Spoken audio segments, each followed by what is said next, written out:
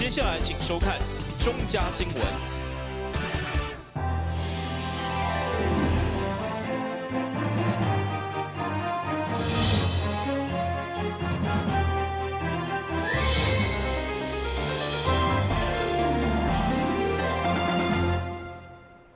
大家好，我是王祖和，欢迎收看12月7号礼拜四的中嘉台南地方新闻。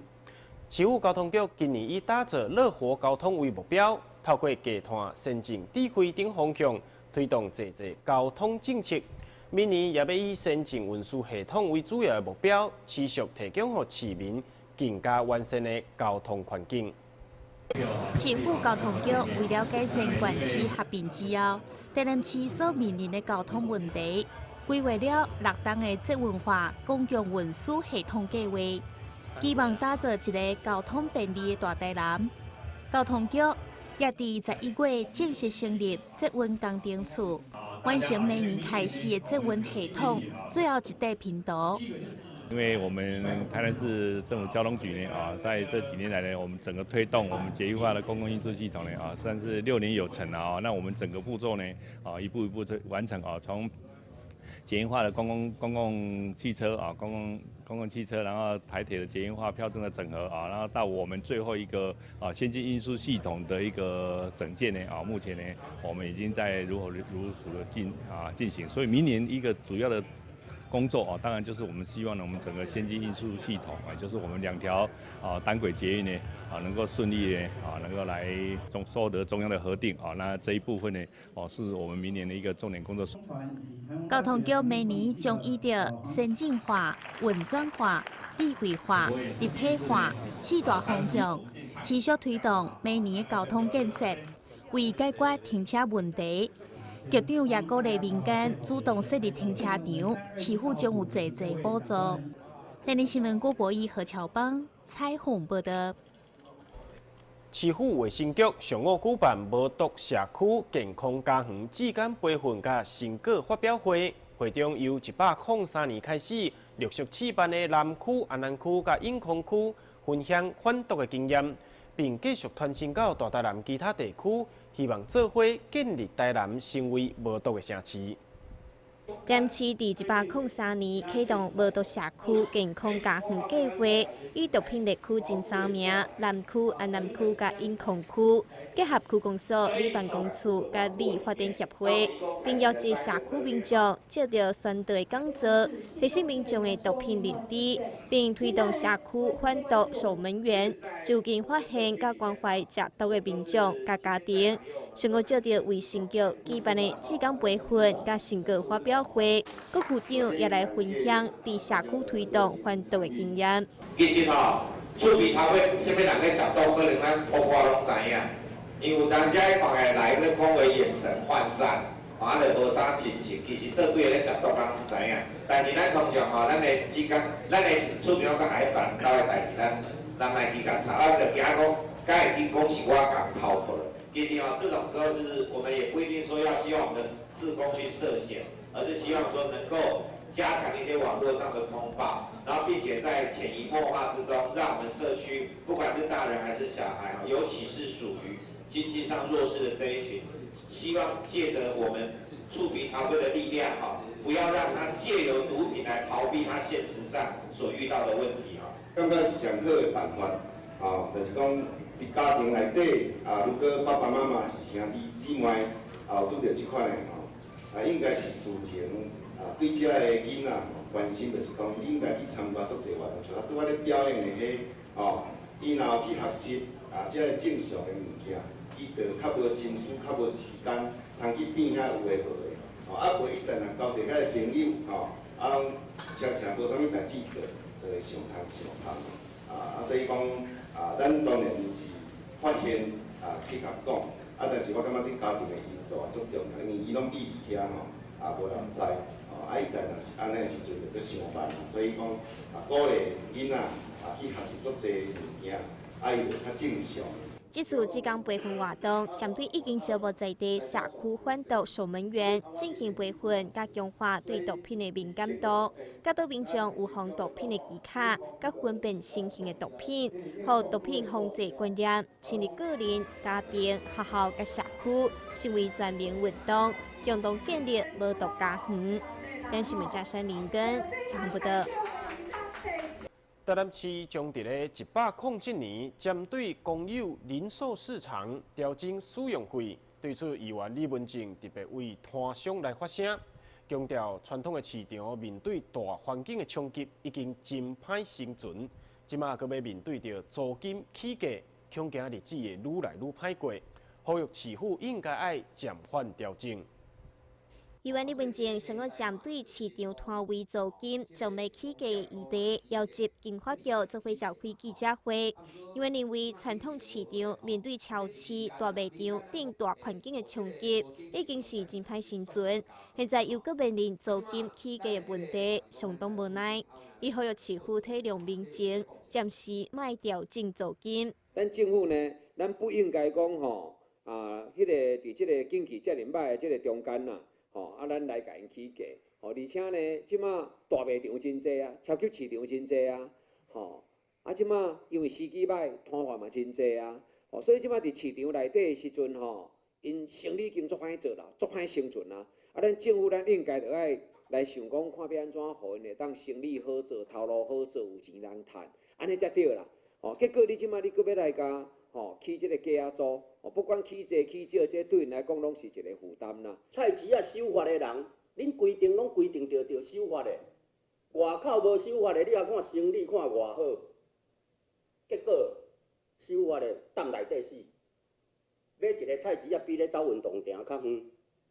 我是希望讲咱遮主管若拨一个营，会当来甲体谅一下。经发局指出，县市合并以后，因为各市场使用费计小差小济，经过经济部甲审计处要求，市府以土地公告限达、建物限达甲相关调整款数，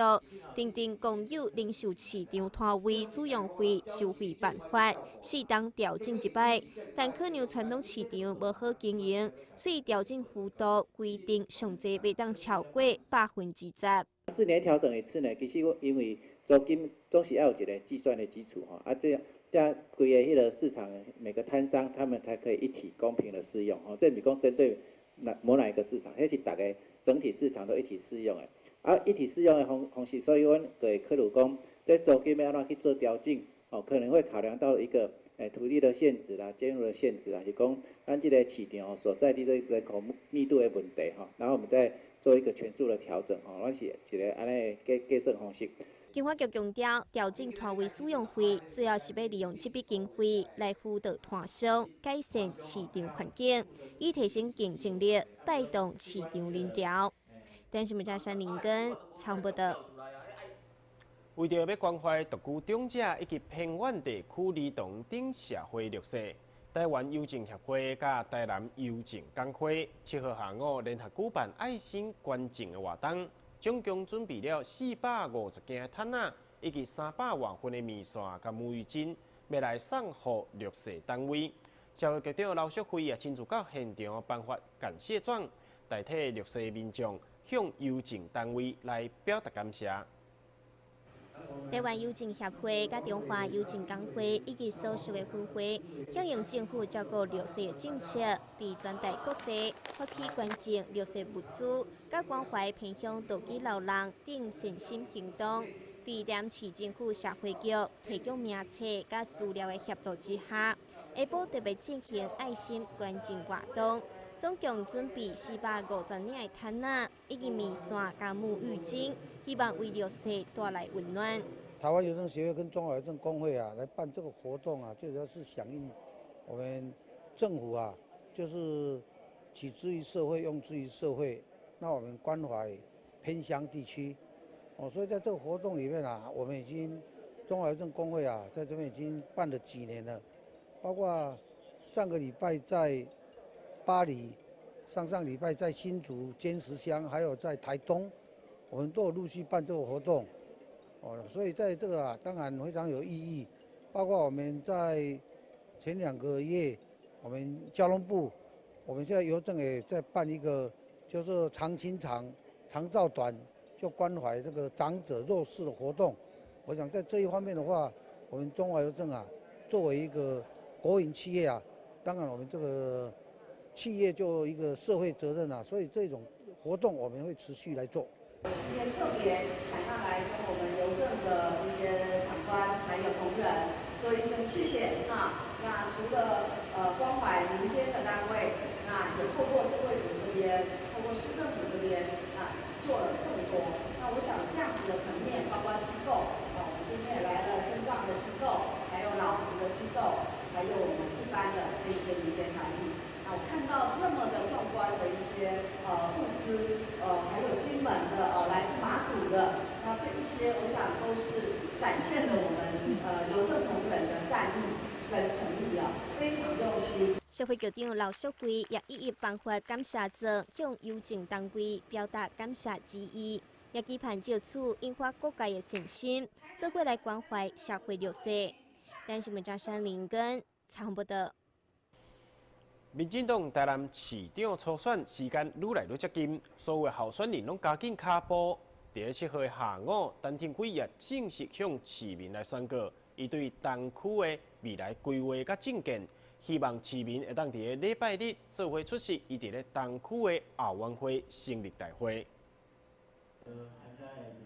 伫济济里长以及在地人士陪同之下，市长参选人陈廷辉正式对外公布，伊对东区未来规划甲政见，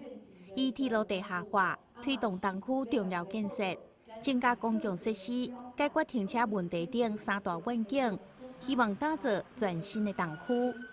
我相信我们从水的环境，我们从居住的环境、停车的空间，跟我们交通的部分，我们希望能够把东区做一个更大的改变。我们希望让了解台南的陈亭妃真正能够实质将我们的了解转化变成是我们对于这个城市的热爱与关心与关怀。所以东区前进3大愿景，希望能够真正为我们东区带来一个新的开始跟未来。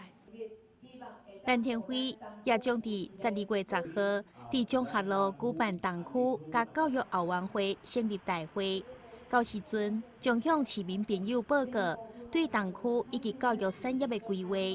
陈廷辉也表示，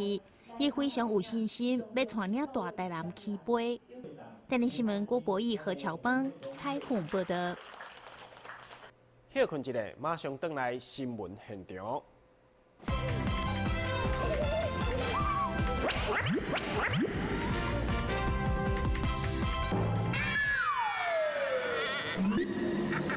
正确开启车门很重要，不然怎么开呀？下车要转头注意后方来车，再慢慢开车门。这是两段开车门啊！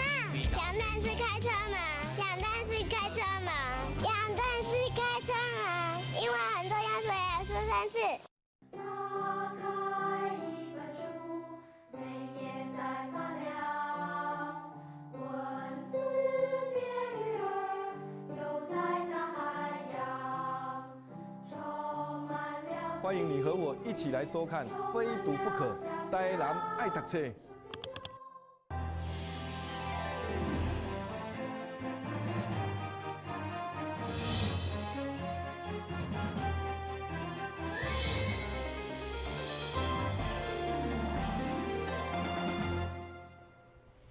透过来自美国的驻村艺术家易光海，伊所运用台湾各种本土语言声音，结合色彩丰富的插画，所创作出来的儿童歌剧，要向大家来呈现家庭的概念。一个飞翔中的房子厝展览，即日起伫咧小龙文化园区 A2 馆展出，也邀请民众前往观赏。即群小朋友看到荧幕顶头所播送的小短句。这是一出有关家庭、有关会飞厝的故事。透过主角，也就是这2只鸟仔因的对谈、争论，来描写一个温暖的家庭故事。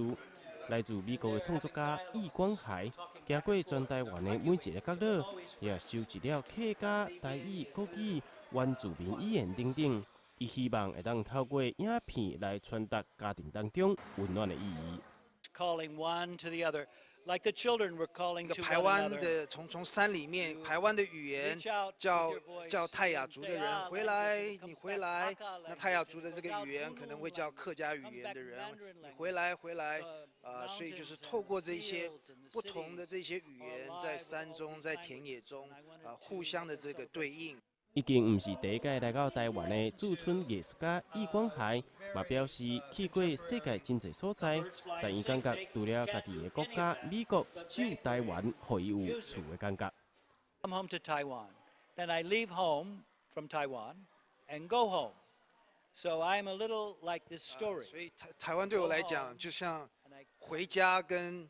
去家的一样，我可能回美国是去美国，然后回台湾是回家这样子，所以这两边对我来讲都是一种家的这种感觉。那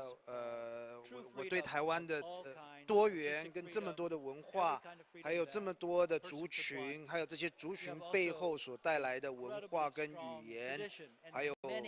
这些东西，非常的感动。除了图画甲动态影像，这个大型的树仔嘛是这届创作展览的一部分。飞翔中的房子，这场美国艺术家的展览，即日起伫个小龙文化园区的 A2 馆展出，嘛邀请民众前往参观，体会温馨的感觉。台南新闻王子豪采访报道。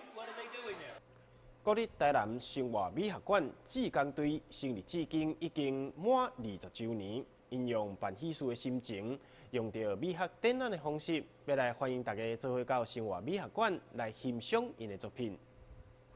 要当欣赏美丽画作，总是需要有一群人伫咧背后点点啊付出。国立台湾生活美学馆也因此成立了志工队，运作至今已经20档。这寡年来，侪感动甲故事，志工队以展出因美好作品的方式，要来作为这届20周年的纪念。然后想说，给志工团队呢，20年留下一个每一个人的有一点记录回忆，所以呢，他们就策划，然后呢，我们组长呢就邀几位。他们的干部请来开会，然后就把它组合，然后讨论，那这个过程呢，就怎样由我们志工，那原汁原味的大家一起把它来成立这一次的展览。其中年会上大的志工，就是这位已经80多岁的谢波波，伊的素描作品嘛是功力相当深厚。做志工。已经20档啦，自85年开始做到今嘛，伫这看真侪，这看画啦嘿啦，我家己也有画一款画画，伫这回这展览参加伫这做志工，我真欢喜这。会当人交一寡朋友，会当搁学习一寡遮画画的这所以我无离开这个所在连续已经20档，真欢喜。伫咧现场，总共有70件的志工作品，无论是画作或者是物体创作，每一件拢值得民众慢慢来欣赏。嘛，欢迎大家做伙来生活美学馆第3展览室。做伙同乐。台南新闻王子豪采访报道。为着要鼓励学习程度较低学生，台南大学跨科系师生伫日本机器人的协助之下，研发出包括围棋、语言甲数学的学习模式，希望透过智慧机器人的陪伴，互这群学生增加学习的兴趣。这个来自日本合作帕鲁罗机器人，伫当地主要是提供长照机构所用。你伫台湾透过科技部计划，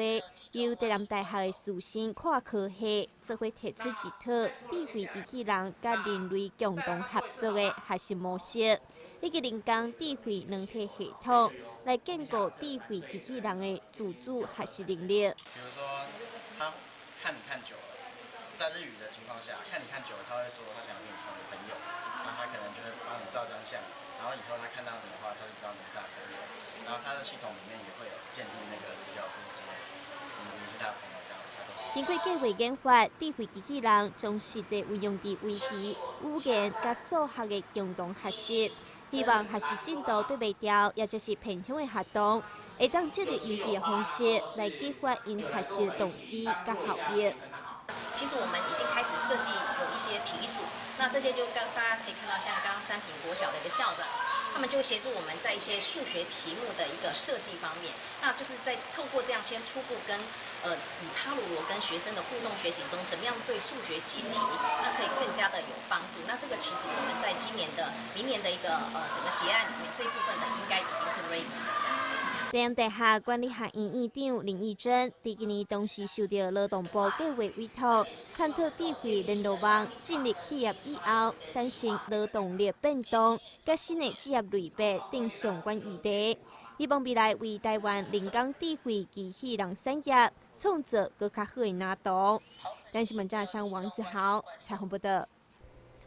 超喙齿上好的年纪大约是18岁以前的青年时期。不过，成年人有真侪人因为蛀齿、欠喙齿等等原因，也必须要接受超喙齿。为着美观以外，更是为着要食物件的时阵帮助食物的消化甲营养吸收。传统的超喙齿对10外岁过来发育的青年来讲，是治疗的黄金时期。不过，成年人出社会以后，除了交朋友、找头路的关系以外，上主要还有保物件的功能需求。因此，愈来愈多成年人也选择接受超喙齿。有8种情况有可能会需要做到矫正牙齿，例如说，有的人是因为外观的因素，门牙有一些缝隙，那可能会担心漏财的可能性，那或是说呢，有一些牙齿比较拥挤的情形，造成蛀牙，它清洁不容易。那有的人的需求呢，是因为他想要去做假牙，所以他反而先去找假牙科的医师。那假牙科的医师却认为说，你这个空间呢，上下左右呢都倾倒过来了，那假牙的空间根本没有办法直接做上来，那反而呢，先需要洽询矫正科医师呢，先把空间重新排整齐之后，恢复到原本的咬合，再做上假牙，当然就会比较理想一些。那还有一群人呢，有可能是因为他反而是去治疗牙周病，那牙周病医师认为说，你当初清洁不当呢，是因为你的齿列比较参差不齐、比较拥挤的因素，那所以呢，如果配合矫正牙齿，把它排整齐，你的牙周病才不会再复发。医师强调，成年人超喙齿有骨头发育的限制，甲口腔卫生维持等等，必须注意的所在，所以一定要需要到专科医师的评估，依照个别的条件来订定个人的专属治疗计划。但新闻张山林根采访报道。新闻最后，赶快来关心气象。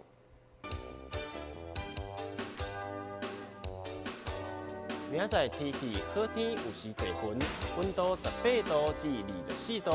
袂落雨。海面平均风力6级到7级，上大阵风9级。感谢你收看12月7号的中嘉台南地方新闻，我是王祖和，咱再会。